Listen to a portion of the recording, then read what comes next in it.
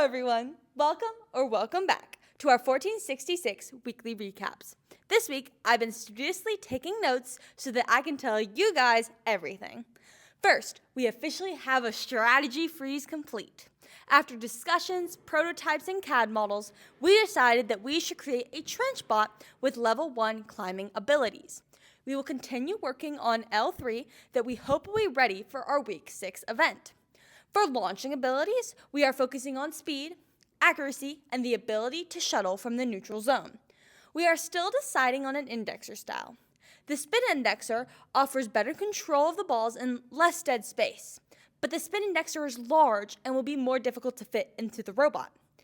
Also, it necessitates that the fuel exits on the edge of the robot instead of in the middle. The other option we are exploring is a belt-powered linear indexer.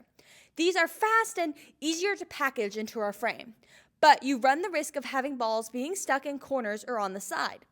Prototypes have been created for both, and CAD is working on the sizing issues with the spin indexer. We have been cleaning and assembling our swerve drive base for rebuild. We also have a separate swerve drive base that our prototyped launcher can be strapped to. This is being used for code and drive practice. Code team has been using this time to create an auto rotate to the hub while driving, allowing the robot to face and shoot into the hub within a 10-foot radius.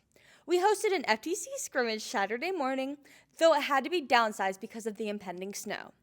The Impact team has been hard at work preparing their submission and drilling their presentations.